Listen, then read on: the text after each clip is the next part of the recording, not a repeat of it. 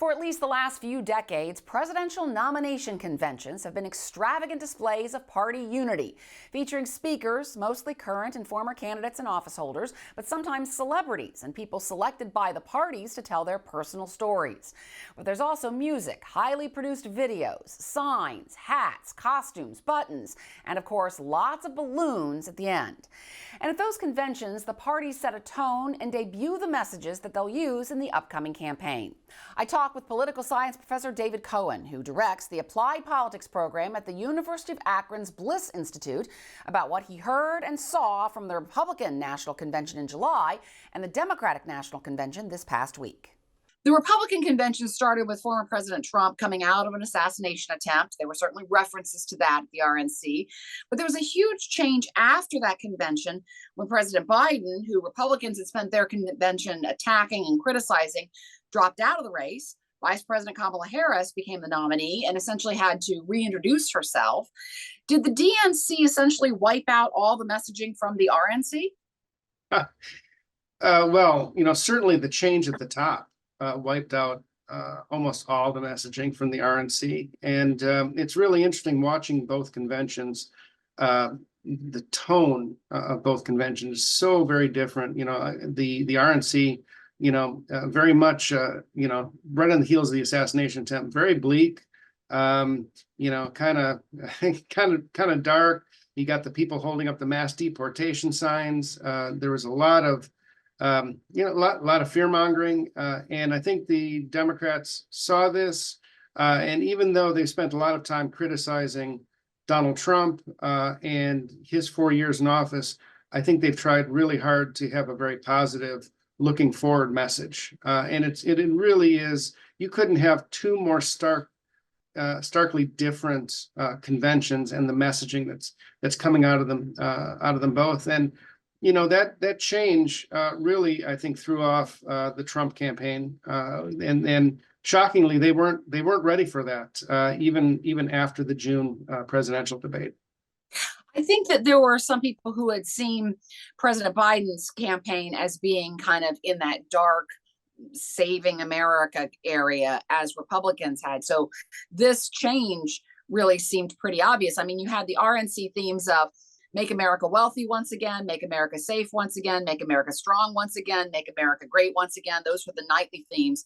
And the Democrats have been for the people, a bold vision for America's future, a fight for our freedoms and for our future. So there are some really, it looks like Republicans were more like, let's do these things once again, while Democrats were looking more toward something in the future that's different.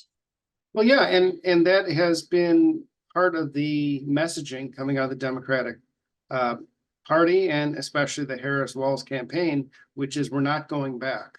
We're turning the page. And the Trump campaign, the Trump-Vance campaign, has been very much, we want to turn the clock back. We want to go back to 4 years ago when Donald Trump was president. And I think that's really the key theme of this campaign, and for voters is, do you want to go back to that time, or do you want to go forward? And so much, this is a fascinating election for so many reasons, but it's the first time in the modern era that voters are going to be voting for a presidential candidate that has already served as president, but isn't currently the incumbent.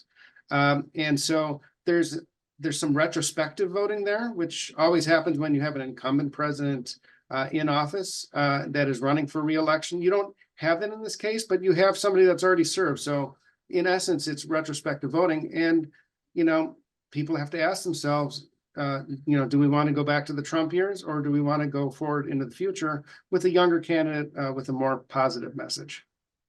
So the RNC had an easier job in terms of everyone knows who former President Trump is, because like you said, he did serve for 4 years. Vice President Kamala Harris is new to some people. That is potentially a challenge for Democrats as they're trying to introduce her, as Republicans are attacking her even during the convention and before it. It is a challenge, but it's a tremendous opportunity because to a great extent, she's a relatively clean slate, even though she served as vice president for 3.5 years. People in 2020 were not voting for Kamala Harris. They were voting for Joe Biden. the ones that voted on the Democratic side of the ledger. And so this is a tremendous opportunity for her and for the convention for her to define herself and tell the world who Kamala Harris is. I mean, there's no better opportunity than an acceptance speech at a convention. There's almost no bigger opportunity and event with more people watching, and plus all the viral videos than an acceptance speech. And that's maybe when you're president, State of the Union address obviously is slightly bigger, but this is just below that. And so this is a big opportunity.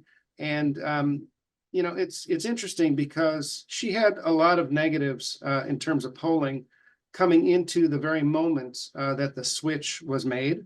And you saw those, she's more popular now than Donald Trump on the Republican side. Those numbers have kind of flipped. And that's because not many people know much about her. And so this speech is going to give her, even more opportunity to define who she is, and more importantly, what her vision for the country is. One thing conventions try to do is unify the base for those final weeks of the campaign when voter registration and contact and mobilization becomes so important because you want to get your candidate to the finish line. Do you think that was accomplished at both of these conventions?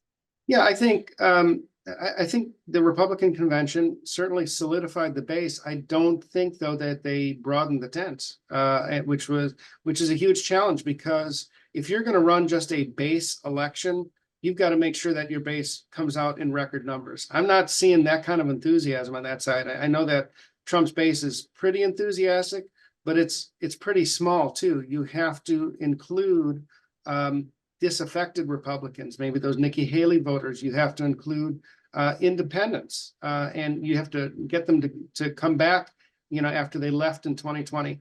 I haven't seen that in any of the polling. I think Democrats, if you would have asked me 2 months ago, I would have said they're dead in the water. The enthusiasm on the Democratic side could not be any lower.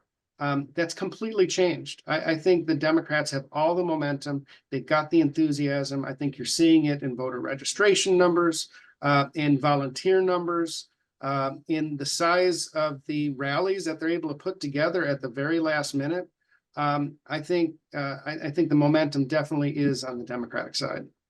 Did either convention, do you think, bring in disaffected or non-engaged voters, people who just have said they don't want anything to do with the political process? Do you think either of these conventions reached those folks? Well, it's too early to tell about the Democratic side. We haven't seen it on the Republican side. I mean, the polling's not showing that independents after the convention were, streaming at Trump. And he really didn't get a convention bounce. Democrats are hoping for a big bounce. Some of those, bounce numbers will be independents that are coming over. And so we'll see what the polling is showing. I think the Democrats have been very smart by having so many Republicans speak at their convention. My gosh, they even had, Stephanie Grisham speak at the convention. She was the White House press secretary, during the Trump administration, and also, was Melania's press secretary, and I think Melania's chief of staff. You have a whole host of other Republicans that are speaking at the convention. I think it's really smart, because what that helps the Democrats do, unlike what the Republicans did, is to make the tent bigger, which is what you have to do if you want to win the general election. Now that the conventions are done, expect the ad blitz to really start. Marino has launched a $25 million ad buy for broadcast and digital platforms. Brown has booked more than $40 million in ads since April. Ohio's is the most expensive U.S. Senate race this year, with the candidates and outside groups already spending more than $300 million.